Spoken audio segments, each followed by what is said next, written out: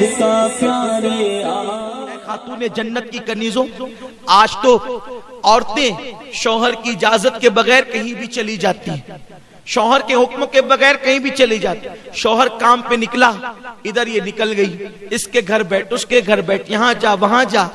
یاد رکھیں اگر شوہر منع کر دے تو بیوی کو یہ حق نہیں کہ وہ اپنے باپ کے گھر بھی جائے، اپنی ماں کے گھر بھی جائے، کیونکہ نکاح کے بعد، شادی کے بعد ماں باپ سے بڑا حق ایک عورت پر اس کے شوہر کا ہوتا ہے.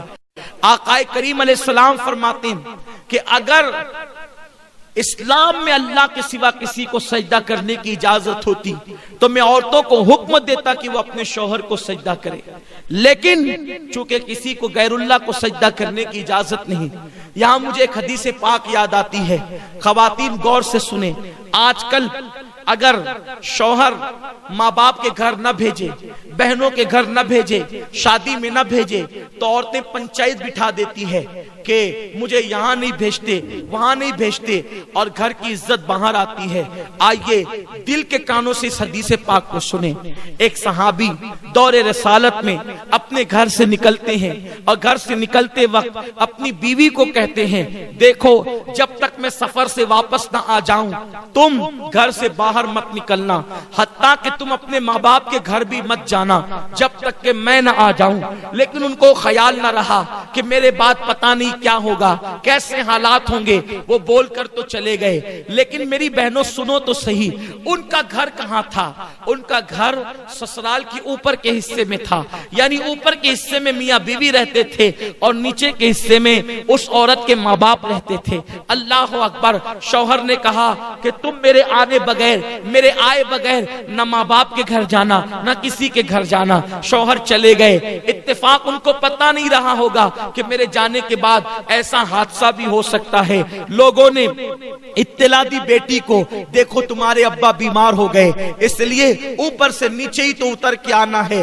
اس نے کہا کہ میرے شوہر نے منع کیا ہے کہیں جانے کے لیے، اس لیے میں نہیں جاؤں گی. اللہ اکبر. جب طبیعت زیادہ خراب ہوئی، طبیعت زیادہ سیریس ہوئی، تو لوگوں نے کہا ایسا لگتا ہے اب تمہارے باپ بچیں گے نہیں، ان کا انتقال ہو جائے گا، ذرا آ کر اپنے باپ کو دیکھ تو لو، دو باتیں تو آخری میں کر لو. میری بہنوں آپ سمجھ سکتی ہو جب باپ مرنے والا ہو تو کس بیٹی کی تمنا نہیں کہ وہ اپنے باپ سے بات کر لے. مگر کل کی عورتیں شوہر کی کتنی فرما بردار ہوا کرتی تھی، خاون کی کتنی فرما بردار ہوا کرتی تھی. اس عورت نے کہا میں پہلے ایک کام کرتی ہوں، جب تک میں اللہ کے رسول سے اجازت نہ لے لوں، حضور جب تک اجازت نہیں دیں گے میں اپنے ماں باپ کے گھر نہیں جاؤں گی، کیونکہ میرے شوہر نے منع کیا ہے. اللہ اکبر. اس نے ایک شخص کو بھیجا کہ جاؤ اللہ کے محبوب سے پوچھو کہ کیا میرے شوہر نے منع کیا ہے گھر سے باہر نکلنے کے لیے، تو میں گھر سے باہر نکل کر اپنے باپ کی کو دیکھ سکتی ہوں، بیمار باپ کی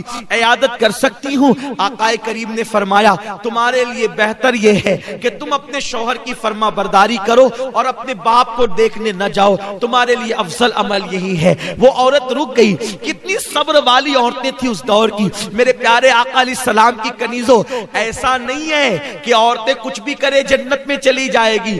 جنت میں جانے کے لیے قربانی دینی پڑے گی. میرے پیارے آقا علیہ السلام کی کنیزوں، اس کے بعد کچھ دن گزرے، خبر آئی تمہارے باپ کا انتقال ہو گیا، جنازہ تیار ہے، آخری صورت تو اپنے باپ کی دیکھ لو، آخری شکل تو اپنے باپ کی دیکھ لو. اس نے کہا اب ذرا دیکھو، ایک بیٹی اگر باپ کا انتقال ہو جائے اور بیٹی بمبئی میں رہے، دبئی میں رہے، سعودی میں رہے، وہ وہاں سے فوراً دوڑتی بھاگتی آتی ہے، اپنے باپ کا آخری چہرہ تو دیکھ لوں، اپنے باپ کی آخری شکل تو دیکھ لوں. مگر قربان جائے اے خاتون جنت کی کنیزوں، اس دور کی عورتیں کیسی تھی، انہوں نے حضور کے فرامین کو کیسے سینے میں بسایا تھا، انہوں نے قرآن و حدیث پہ کیسے عمل کیا تھا. ایک شخص کو بھیجا جاؤ آقا سے پوچھ کر کے آؤ میرے شوہر نے مجھے ماں باپ کے گھر جانے کے لیے منع کیا ہے، کیا میں اپنے باپ کی آخری شکل دیکھنے کے لیے جا سکتی ہوں؟ تو آقا کریم نے فرمایا اس عورت کے لیے افضل عمل یہی ہے کہ وہ اپنے باپ کی شکل دیکھنے نہ جائے اور اپنے شوہر کے فرمان پر عمل کرے۔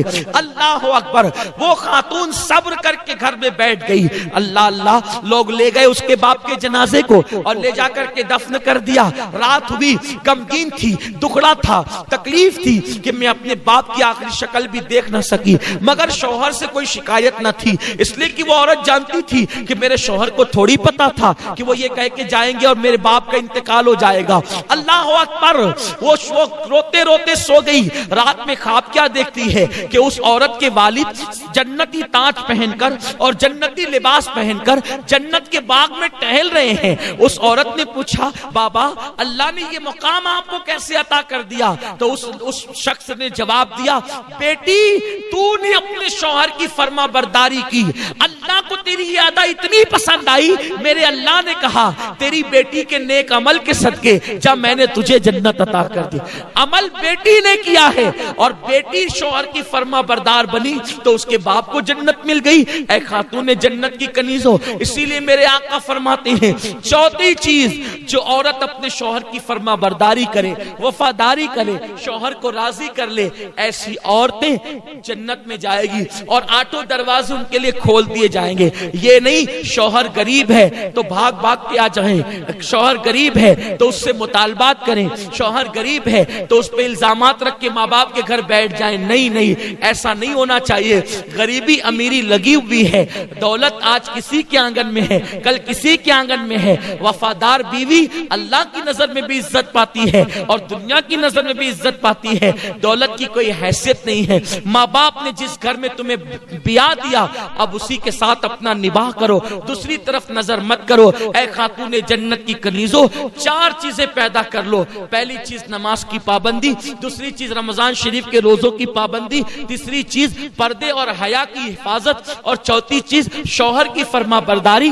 جب چار صفتیں تمہارے اندر پیدا ہو جائے گی تو تم خوش نصیب ہوگی، اللہ تمہارے لیے جنت کے آٹھوں دروازے کھول دے گا اور کہے گا جس دروازے سے چاہو جنت میں داخل ہو جاؤ۔ اللہ پاک آپ سب کو عمل کی توفیق دے۔ دوران گفتگو کوئی غلطی ہو تو اللہ معاف فرمائے۔ مجھے امید ہے آپ ان چار باتوں کو سیکھ کر جائیں گی اور آپ اس پر ضرور عمل کرے گی انشاءاللہ، اور وقت نکال کے نماز پڑھے گی انشاءاللہ، اور پردے کی پابندی کریں گی انشاءاللہ۔ مجھے امید ہے کہ آپ ان باتوں کو اپنے دل میں بسا کر دوسروں تک بھی